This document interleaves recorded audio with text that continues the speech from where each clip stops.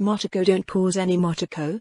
Jun asked as he had caught up to me but was surprised I was just standing there. He followed my gaze and I caught the way his face jerked back to me. You want to try it? He asked, trying to sound casual.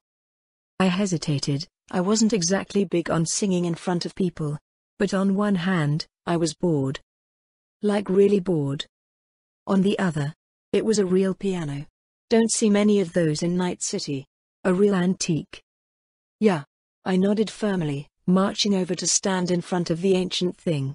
It was old, probably been here since before the TC took over the place. I hit a key and was surprised it was in key. I tested a few more, with a little trill of notes, and to my delight my fingers not only hit the right keys, it sounded fine. Of course now I had the eyes of every man and woman in the bar on me. I just shrugged. Bars were supposed to have music. If anyone complained I would just sick Jun on them. So after testing out my fingers I nodded. I could definitely be better, but I could play. Now I just needed to figure out what song to do. Nervous? No. Just not sure what to play. I offered as I considered it. Vocal and piano only piece. I didn't listen to many songs like that. And even less that I really enjoyed. But there was that anime op. Fuck it, it probably didn't exist in this world, so no one would know how much of a weeb I was. Plus I did love the composer, even if he did a lot of anime stuff. I hummed a bit until I got my voice to the right tone. The vocal needed to be smooth, and I had to figure out what language to use. I'll just stick to English. It made a bit more sense that way, considering the original was a mix of multiple languages turned into almost gibberish at times. I loved it, but with an unfamiliar audience? Better to stick to one language. I started the first notes letting the sound of the piano flow through the bar, but then I kept my eyes on the piano because the only thing I needed to do was focus on the song. I will rise in resistance. I crooned out, beginning the intro for Hiroyuki Sawano's Alias. I loved Sawano, and the fact his songs were heavily electronic, was actually workable this time since he did a lot of them on piano as well. I remember watching a video of just him and the singer playing the song together. That memory is what guided my fingers. The sound of the haunting lyrics guiding my voice. It wasn't perfect. It did lose something without the additional sounds. I would have to fix that someday, recreate it in truth. But it was fun. I loved this song. I got lost in playing the notes and crooning along, my voice probably carrying the song more than my playing. Siren song, and perfect musical memory shoring up my pitfalls in playing, but none of that really mattered because I was jamming out. Wake me from this nightmare. I finished the song by the gentle crooning that it finished on as I played out the last notes, letting the song come to its quiet end. 100 Rockaboy XP gained. It would have been even better if I had my music box. I really needed to fini. The clapping behind me nearly startled me as I was looking at the alert. Jun was leaning against the wall beside me looking pleased, and there were a few at the bar clapping quietly, but it was the much closer noise that had startled me. Fujimura. Kusanagi. He greeted back. The man was bracketed by two people, only one of them I recognized. Aghari was clapping as enthusiastically as I expected. The other man nodded as my eyes ran over him. You're late. I inform him bluntly. Oh, I hissed as Jun tapped me on the back of my head. Don't be rude, Jun demanded, and I just rolled my eyes. It's fine, Junichiro. Join me in the booth, we have something to speak about, he stated with a deep grunt and started walking towards it, expecting obedience. That was great, Aghari said suddenly right there as she grabbed me and shook a bit. You never told me you could sing. Can you do? If you say anything by the US cracks, I will kill you. I inform her bluntly. I still remember how Aghari never seemed to mind Jun's music taste when we were in the car together. Or? Aghari, come on. Jun called, pulling me away from her grasp and gently pushing me towards the booths. I guess it was business time. I headed into the back booth, mostly ignoring the looks I was getting. Whether people actually liked the song or not, I wouldn't find out, but that was fine. This wasn't my sort of place anyways. I settled into the booth Jun and I had abandoned and was set next to Jun with Aghari on my other side, with Fujimura across from me with his other guard there too. The trouble yesterday. Koto Nikki has been disciplined harshly. Even if you were not one of us, to act in such a way dishonors us all. I don't really care. My fist already evened the debt. I told him, and to my surprise Fujimura actually chuckled. Koto Nikki was with a ripper when we got to him. You broke his jaw. The man offered, nodding as if pleased. Well, my fist is chrome. Regardless. The man was disciplined, but there is a debt between us. He offered, using a finger to flow between me and him. You know I don't really. Yes. You have little interest in gang work. I'm aware. He seemed to say flatly, but it came out like a grumble. Junikiru has spoken on your behalf. To keep you out of our business until you are ready. Yet your own business has brought you into conflict with us. I've considered the best way to ensure there won't be any further issues like yesterday. Okay? That doesn't exactly sound comforting. From his side, the guard I didn't know reached into his jacket and pulled out something, putting it on the table. The card has my assistant's number on it. If you ever find yourself in a situation with the tiger claws like before, you may call for a mediation.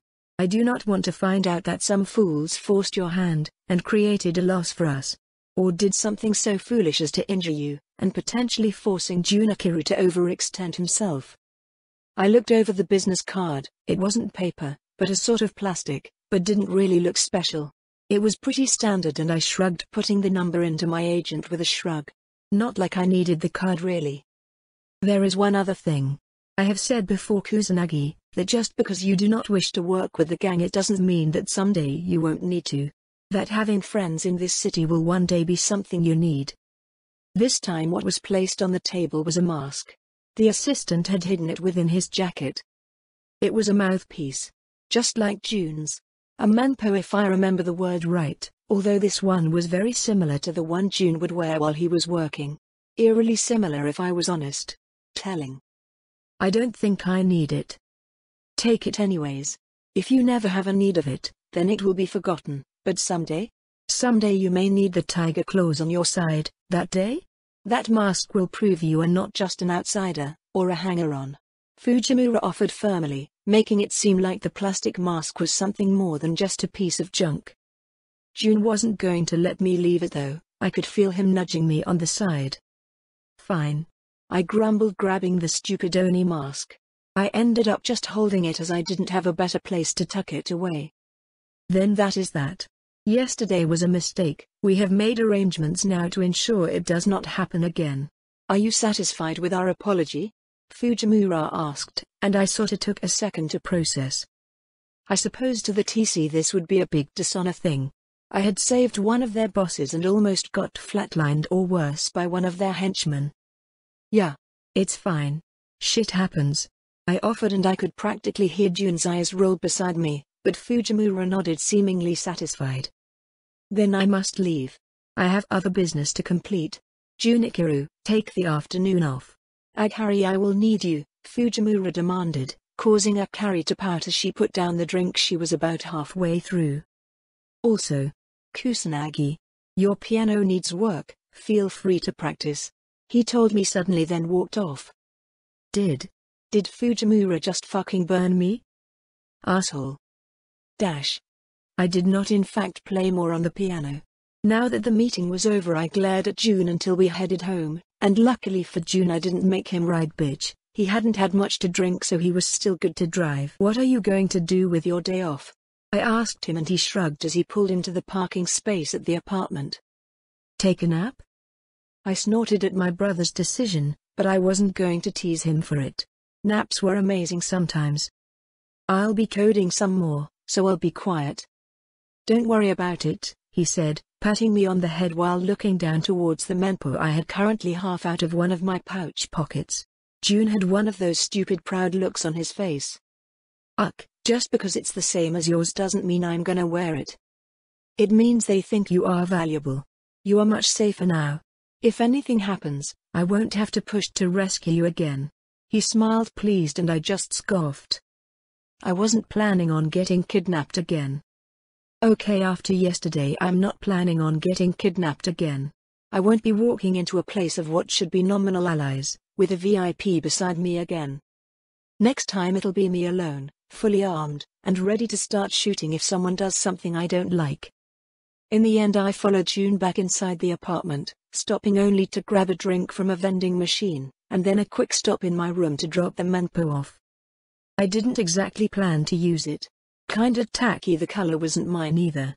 The snarling Oni face was set in a sort of neon green. Yeah, it was pretty ugly. Maybe black? No dummy, you aren't wearing the fucking menpo. I tapped my head to get that insidious thought out and put it away where it would collect dust forever. Then I flopped on the couch and pulled up my laptop. To my surprise, June came out of his room a minute later wearing casual clothes and a blanket. He settled onto the couch, put his feet up on the table and turned on the TV. Looks cozy. Yep. I'll be quiet. It's fine, he says with a shrug as he sort of just relaxes back. This was nice. Time to work on this program. Slowly it came together. A program designed to do one simple thing. Stop someone from seeing. The loss of sight could cripple the strongest fighter. My own addition to it made it just that much more difficult to stop. A bit of aggressive design to make it insidious. But the biggest thing holding it back was trying to make it multi-target. The difference between a hack that can only hit one person, and one that can attack multiple people simultaneously was massive. Whether it was the program attacking two separate people at once, or a program that hit one person and used their connection to jump to the next. I had to figure them both out. I wasn't just making a kludged-together program that would be good enough. I was making a magnum opus. Well, that was a bit much, but still. I was trying to create the peak of the reboot optics I could design. It was funny, there was a version of the program stored on Valve's server. The quality of it was much higher than the one I had bought from Yogo, but both programs were actually done by two different people. Mine was a copy of a copy of a copy, deteriorating each time, or purposefully weakened. Valve's was a copy of a much better program. The coding was different, the goal was the same, yet both had shown me what people considered reboot optics to be. I was trying to surpass both. To create an entirely new version of the quick hack, a new peer in the market. It was hard. It was time-consuming. It was exhilarating. I was creating magic. Literally designing a digital spell that would blind my enemies. I mean, this wasn't a wizard's tower, but sitting on a couch in an apartment was probably more comfortable anyways. I snorted at my own joke as I worked. The code coming together, slowly forming into something more than just code. Something complete. Finally, long after June had fallen asleep, I finished typing. I finished debugging. I finished crafting a spell. A spell designed to be both longer lasting than the original idea with the brightness trick, and much wider. It was unfortunately going to be weaker against other netrunners. Any good ice and defenses could stall the upload out, but in exchange I could rapid fire it out as it had a much lower RAM cost, plus I could always breach some arrogant netrunner, and push it through that way. It was also capable of jumping to other people. When it overrode the optics, it branched out and infested the communication systems. Anyone with an interior agent would have it hijacked, have it connect to others already in communication with them, or those in the system close by. If someone was hit by multiple attack vectors, the difficulty in stopping it could spike. If it worked correctly, it could overwhelm even moderately good eyes. A self-duplicating viral code. It was something really difficult to program. Sure, there were plenty of hacks that had that aspect, but those were created by teams of corpo coders all working to get it to work, and most of the best duplicating hacks weren't program, but hardware bonuses. I still remembered the Tetratronic Rippler from the video game. That let the super ultimate quick hacks spread to an extra person. Yeah, that was probably a bit unrealistic, but then again the Rippler wasn't on the market at the moment, so who knows? Maybe some corp will figure it out in the coming year. Regardless, I created this program in just a few long sessions. And it was entirely my own. Sure, I doubt it was unique, but it would still be different enough from anyone else's work that it should come as a nasty surprise. I pushed the program into compiling, receiving the finished file and uploaded it into my Cyberdeck. 2 completed hacks. I leaned back in the dim light of the apartment. The sun was setting, June was still napping, beside me on the couch, and I had completed one of my big goals. Instead of working on another quick hack, or something. I instead grabbed my little music box. It had been a project I wanted to complete for a while. It wasn't productive. It wasn't going to make me a better merc, a better netrunner, or a better edge runner if I wanted to call myself that. But it was a project I really wanted to finish. So I settled in, and started working. The moment a new file was opened and I started coding, my fingers picked up and blurred. I was inspired. I had a goal. And I had the knowledge to complete it. Morning June, I muttered as I continued to build piece after piece of a very complex piece of equipment. I was really glad that programming gave info dumps, because making a quick hack wasn't the same thing as designing the function of a physical item. It was easier in a lot of ways, but more finicky. Morning. He grumbled as he rose up, rubbing his eyes. He stood and stretched, grumbling the whole way as he headed into the kitchen. If June was up, I should probably get moving too. I closed the laptop. That project wasn't going anywhere, and there was something I had been wanting to do. I'm heading out, gonna be net running for a while, so I might be hard to reach. I called out to June, who was drinking an entire energy drink, and as he chugged it down. You need to show me this net running place you got set up, he said as he wiped his mouth, tossing the can into the trash. You want to come with me now? It's not much to see though. The interesting part is the net itself. No. I have stuff I need to do today. You'll be careful. Course. I'm gonna be hunting some info down today, so I should be pretty safe. June frowned but eventually nodded. I grinned as I headed out. Time to explore the net once again. I opened my eyes in the net. My lobby was still blank. I really needed to spend some time building this up. A lobby could be a really useful tool if prepared correctly. But I shook that away and dived into the city. I did plan on talking to Yoko today, but first there was something I wanted to explore myself. I wanted to find more scavs. What? My bank account was looking a little thin, and it was better to find another den to raid sooner rather than later. Ichi still had to pay rent after all. So I needed information, and I wasn't going to accept going to see Yoko and just having it handed to me. A netrunner was all about finding information. So I was going to gather it myself this time. I wasn't a detective, but I had seen plenty of cop shows. If you wanted to hunt someone, you had to find out where their victims had been.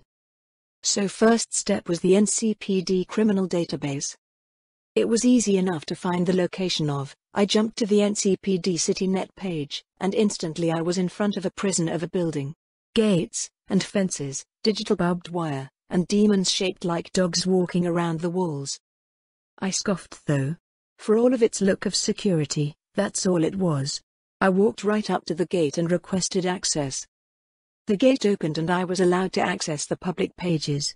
You would think that would mean if I wanted the private stuff I would have stronger security, but that wasn't true.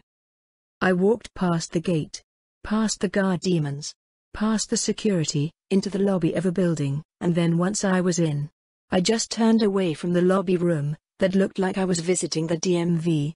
Instead I found the visual door that had secure NCPD only on it. Like I said, they already let me in past all the security. In this case I was pretty sure it was intentional.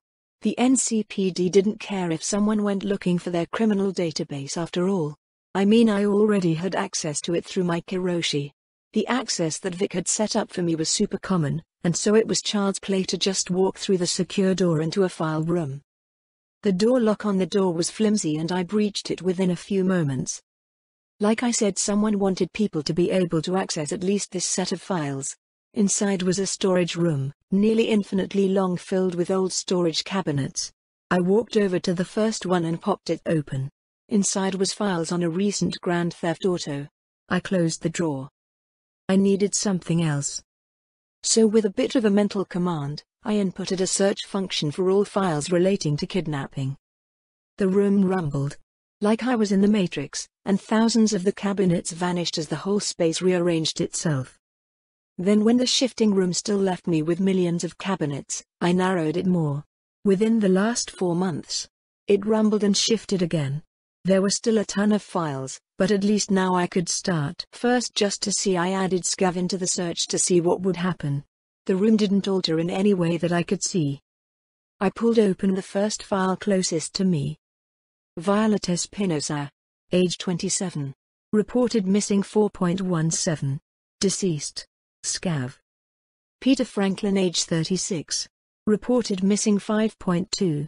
Deceased. Scav. The reports were all like that. Sure, there was more information on each one. The police reports had a lot of information, including the missing person's criminal history and such. But that bit was the most interesting point. Why was Scav on all these files? Why was deceased? Did the NCPD know something? I couldn't find any information on why they were listed that way. In the end, I didn't get an answer, but the more recent kidnappings at least had locations for last seen. So I started collecting the data, opening a file and just dumping the last location into a map of Night City. Slowly more and more dots grew across the file. There were hundreds of kidnapping reports, and I was just dumping them all into the file to see what would happen. In the end, there were definitely hotspots on the map, but it didn't really give me enough information to know for sure. But I knew where to look now. So I found the most recent kidnapping report that was closest to the hotspots, and pulled those files, saving them to my own server, and took my new hotspot map. Then I walked out of the NCPD server. Marcus Leon. Went missing yesterday. Age 30. His wife made the report. Marcus had been last seen walking to work from his apartment building by his wife. His work was 3 blocks down the street.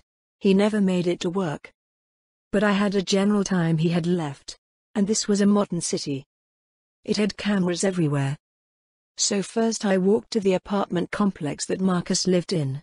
The server was old.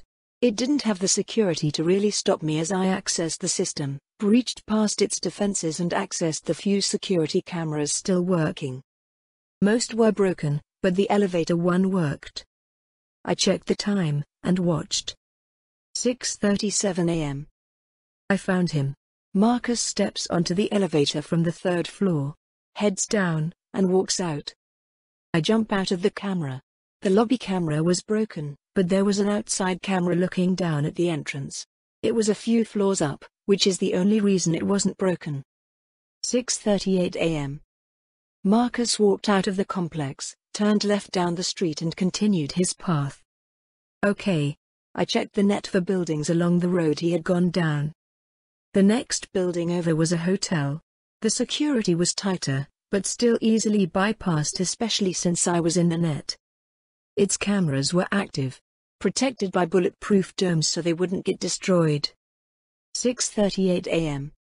Marcus walks past the entrance. I watch for a minute after he goes past. No one seemed to be following him or anything, so I pulled out of the security of the building and moved on. I continued down the street. Any building that didn't have cameras, I would jump across the street and see if there were cameras facing outward enough to catch across the street. Down we went, until I crossed a street and Marcus didn't appear. I went back, and saw him reach the crosswalk through a diner's camera, and then nothing. I jumped around, checking all the corners of the street trying to find something. 6:41 a.m. I spotted it. Marcus didn't cross the street, the path he should take to go to work. No, he turned left and continued walking down the street. Interesting. I continued to follow his path as he headed away from his workplace. What was Marcus up to? Not that I was interested if the guy had just bailed. I was looking for scavs. Down the street we went. Only a few times I had to skip a few buildings and wait for him to walk into frame. Then suddenly I jumped to the next camera and he never appeared.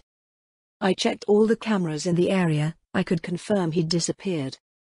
After a few minutes of checking, I realized there was only one place he could have gone. An apartment building. So he was in the apartments.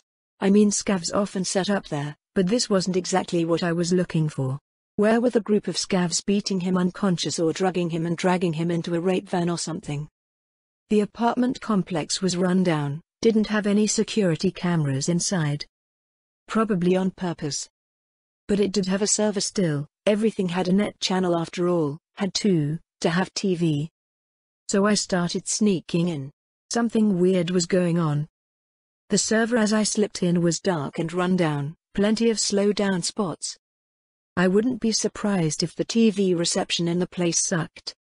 But the security might as well have been a broken lock.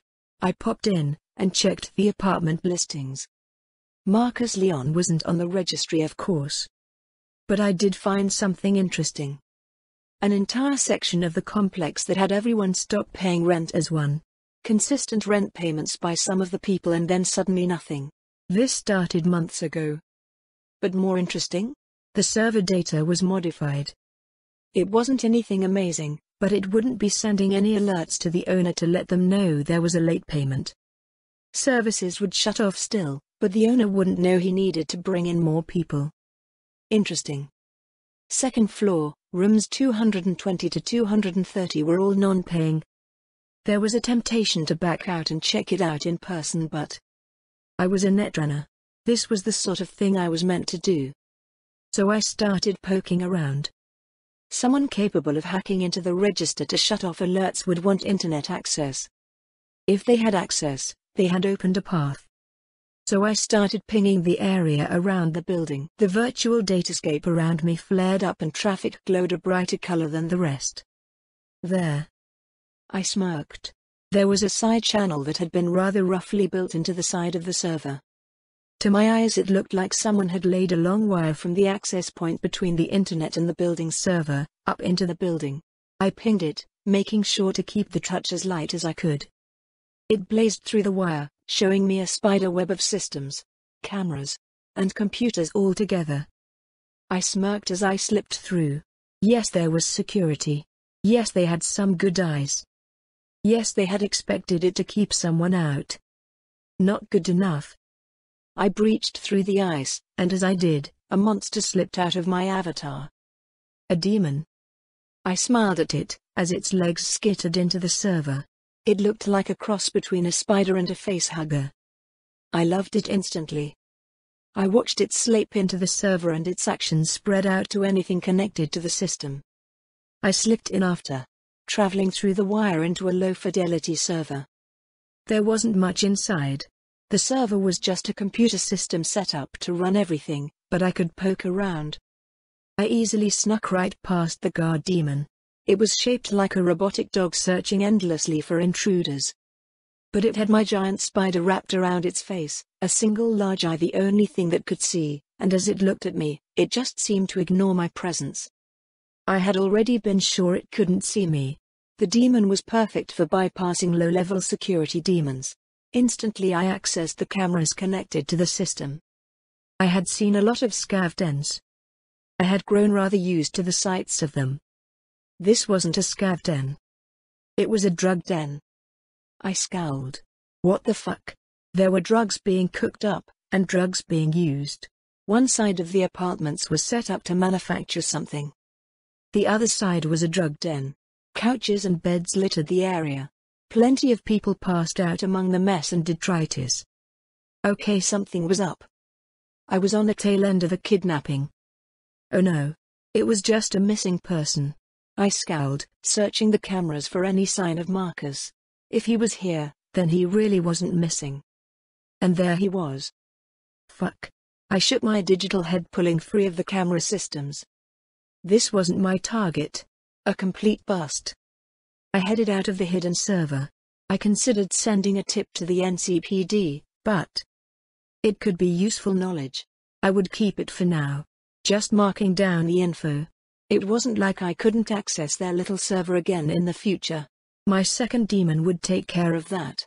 Wall breaking left a demon behind, giving me access after all.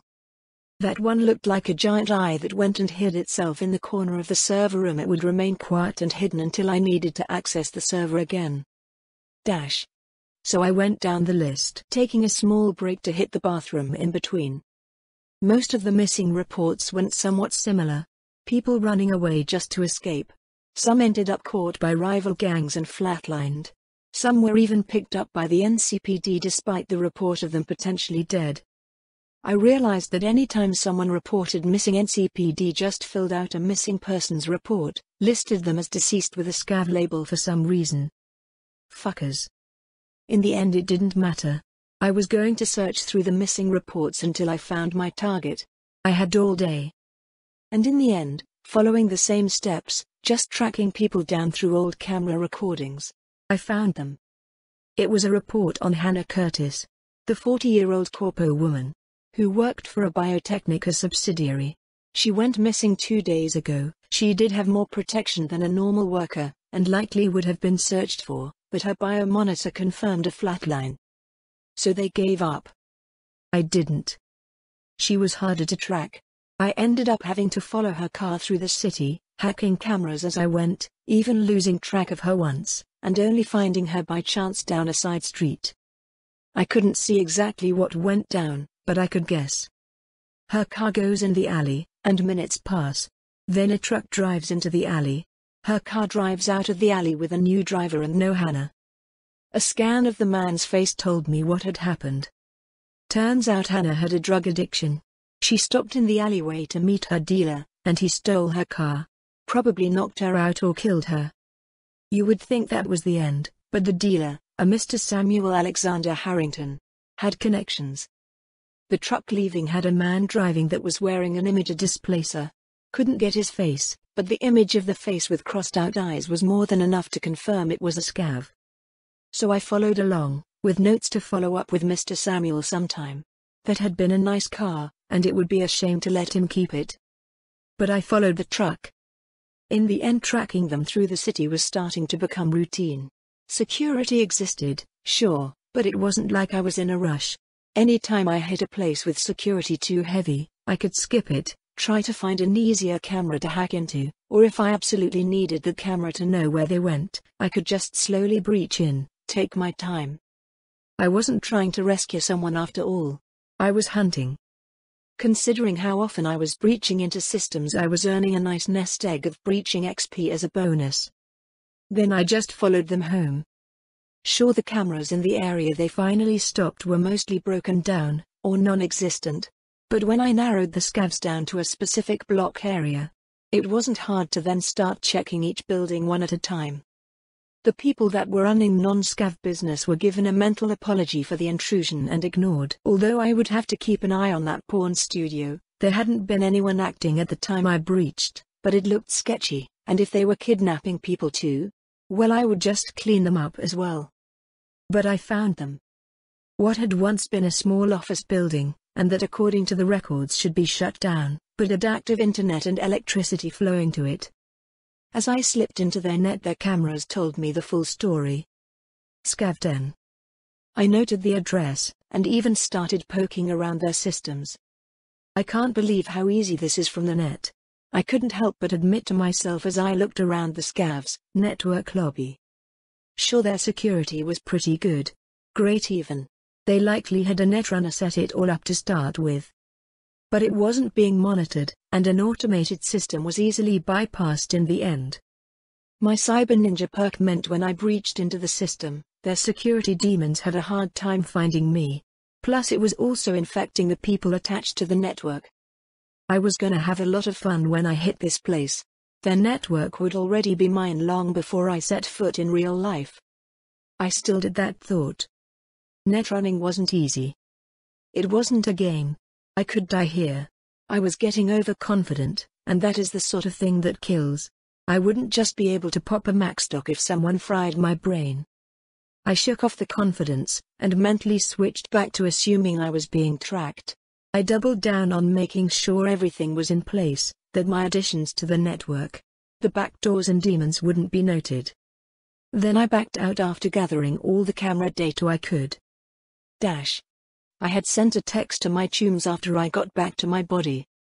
Section 9 meeting tonight. Target located. Meet at Lizzie's 6 p.m. Feeling cool for sending out a totally tactical message, I went home. The sun was coming up, which was funny because when I arrived at the apartment the sun had been coming up. I had been in the net for nearly a whole day.